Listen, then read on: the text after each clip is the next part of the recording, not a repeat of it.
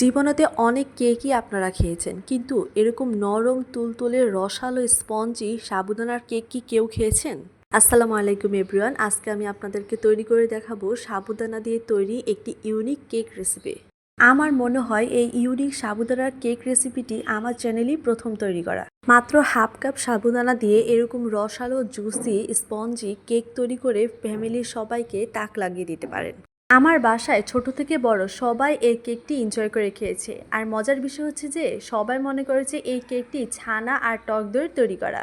যে কোনো আয়োজন অনুষ্ঠান বা ঈদ স্পেশাল আইটেম হিসেবে এই কেকটি রাখতে পারেন। এই স্পঞ্জ সফট এবং জুসি কেকটি তৈরি করা যে কতটা সহজ এটা সম্পূর্ণ ভিডিওটি দেখলেই বুঝতে পারবেন। আশা করছি ভিডিওটি সম্পূর্ণ দেখবেন আর অবশ্যই রেসিপিটি একবার হলো ট্রাই করবেন। তো এই কেকটি তৈরি করার জন্য প্রধান উপাদান হচ্ছে সাবুদানা। তা আমি এখানে হাফ কাপ পরিমাণ সাবুদানা নিয়ে নিচ্ছি। এখানে ছোট সাইজের সাবুদানাগুলো নিয়েছি, আপনারা চাইলে বড় সাবুদানাগুলো নিতে পারেন। তো এই সাবুদানাগুলোকে ব্লান্ডারের সাহায্যে আমি ভালো করে গুঁড়ো করে নিয়েছি। তা একদম পারফেক্টভাবে গুঁড়ো করে নিতে হবে, কোনো পর্যায়ে দানা দানা থাকা যাবে না। তো এরপর আমাদের লাগবে 1 কাপ লিকুইড দুধ। 1 কাপ দুধের ভিতরে দিয়ে দিব 1 চামচ পরিমাণ সাদা সিরকা বা ভিনেগার। তাহলেই তৈরি হয়ে যাবে আমাদের বাটার মিল্ক। এবার এই বাটার মিল্ক দিয়ে দিব সরাসরি গুঁড়ো করে রাখা সেই সাবুদানার ভিতরে। তার সাথে দিয়ে দিব 1/4 কাপ পরিমাণ চিনি। চিনিটা আপনাদের টেস্ট অনুসারে দিয়ে দিবেন, আমার কাছে এটাই পারফেক্ট মনে হয়েছে। তো এবার সবগুলো উপকরণ খুব ভালো করে মিশিয়ে নিতে হবে। তো আমি একটি স্প্যাচুলার সাহায্যে খুব ভালো করে মিক্স করে নিচ্ছি। সব কিছু খুব ভালো করে মিক্স করা হয়ে গেলে ঢেকে রেখে দিতে হবে 10 মিনিটের জন্য। এই 10 মিনিটের ভিতরে সাবুদানাগুলো খুব ভালো করে সফট হয়ে যাবে এবং চিনিগুলো গলে পানি ছেড়ে দেবে। তো 10 মিনিট রেস্টে রাখার পর ফিরে আসলাম। তো দেখবেন এই পর্যায়ে সাবুদানাগুলো খুব ভালো করে ফুলে একটি ডোয়ের মতো তৈরি হয়ে গিয়েছে। এই পর্যায়ে বাকি উপকরণগুলো একে একে দিয়ে দিব। তো প্রথমে দিয়ে দিব একটি রুম টেম্পারেচারে থাকা ডিম। ডিমটা যদি ফ্রিজে থাকে তাহলে অবশ্যই ফ্রিজ থেকে বের করে রুম টেম্পারেচারে আসলে তারপর ব্যবহার করবেন। তারপরে দিয়ে দিব 1/4 কাপ পরিমাণ রান্নার রেগুলার তেল। প্রত্যেকটা জিনিসেরই মাপ ঠিক রাখবেন, তাহলে দেখবেন আপনার কেকটা একদমই পারফেক্ট হবে। তো সব কিছু খুব ভালো করে মিক্স করে নেওয়ার পর এই পর্যায়ে এতে দিয়ে দিব হাফ কাপ পরিমাণ লিকুইড দুধ। তো আমার এখানে টোটালি 1.5 কাপ পরিমাণ লিকুইড দুধ প্রয়োজন হয়েছে।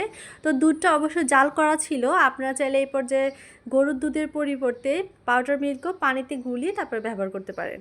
দুধটা এবার ভালো করে মিক্স করে নেওয়ার পর এবার অ্যাড করে দিব শুকনো উপকরণগুলো। প্রথমেই দিব 2 চা চামচ পরিমাণ ময়দা, 1 চামচ বেকিং পাউডার আর হাফ চামচ বেকিং সোডা। এখানে অবশ্যই সোডাটা ব্যবহার করতে হবে। আর তার সাথে দিয়ে দিব সামান্য একটু লবণ আর সামান্য একটু ভ্যানিলা এসেন্স, যাতে একটু সুন্দর ফ্লেভার আসে। তো এবার সবগুলো উপকরণ খুব ভালো করে মিক্স করে নিতে হবে, যাতে কোনো প্রকার দলা পেকে না থাকে। যতটা পারফেক্টভাবে বা মসৃণ করে ব্যাটার তৈরি করতে পারবেন, আপনাদের কেকও ততটাই সফট বা স্পঞ্জি হবে। আপনারা যদি একটু ভালো করে লক্ষ্য করেন তাহলে দেখতে পারবেন ব্যাটারের ঘনত্বটা কতটুকু থাকবে। আমার ব্যাটারটি পারফেক্টভাবে তৈরি করা হয়ে গিয়েছে। তা আমি আগে থেকে একটি কেকের মোল্ড আটা দিয়ে ডাস্ট করে রেডি করে রেখেছিলাম। আপনারা চাইলে এখানে বেকিং পেপার বা বাটার পেপার বা নর্মাল কাগজ দিয়েও ব্যবহার করতে পারেন। তো এবার এই মোল্ডের ভিতরে তৈরি করে রাখা সেই কেকের ব্যাটারটি দিয়ে দিব। আমি কেকের উপরে কিছু বাদাম দিয়ে ডেকোরেশন করে নিচ্ছি, এটা একদমই অপশনাল, আপনারা চাইলে দিতেও পারেন নাও দিতে পারেন। তো এদিকে আমি আগে থেকে চুলায় একটি মোটা তলা নিযুক্ত পাতিল দিয়ে একটি স্ট্যান্ড দিয়ে প্রিহিট করে রেখেছিলাম। তো সেই পাতিলের ভিতরে আমি কেকের বাটিটা দিয়ে ঢাকনা দিয়েই ঢেকে দিচ্ছি। একদম ঘড়ি ধরে 40 থেকে 45 মিনিট সময় নিয়ে এই কেকটা বেক করে নিতে হবে। ঢাকনার ভিতরে যদি কোনো প্রকার ছিদ্র থাকে সেটা বন্ধ করে দিতে হবে। 45 মিনিটের মতো বেক করে নেওয়ার পর আমার কেকটা একদম পারফেক্টভাবে হয়ে গিয়েছে।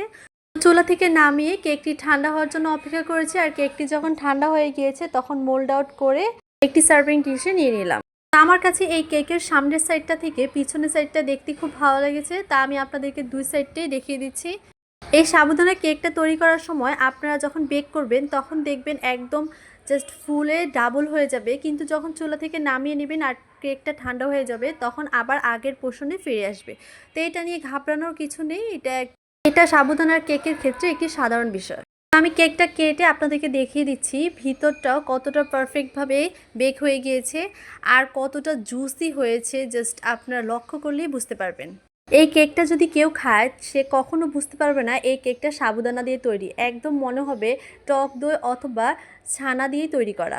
এই কেকটা যে কোনো অনুষ্ঠান আয়োজনে অথবা ঈদের দিন স্পেশাল আইটেম হিসেবেও আপনারা রাখতে পারেন। এই কেকটা খেলে আপনার মনের ভিতরে অন্যরকম একটা ফিল হবে আর মুখে দিতেই জাস্ট গলে যাবে ক্রিমের মতো। এতটাই নরম তুলতুলে আর জুসি হয়েছে এই কেক। আশা করছি একবার হলেও বাসায় এই সাবুদানার কেকটি ট্রাই করবেন আর অবশ্যই আমাকে কমেন্ট বক্সে জানাবেন। আর এরকমই সব মজার মজার আর ইউনিক সব রেসিপি পেতে অবশ্যই আমার চ্যানেলটি সাবস্ক্রাইব করে পাশে থাকা বেল আইকনটি ক্লিক করে দেবেন। আর পেজ থেকে দেখলে অবশ্যই পেজটি ফলো দিয়ে পাশে থাকবেন।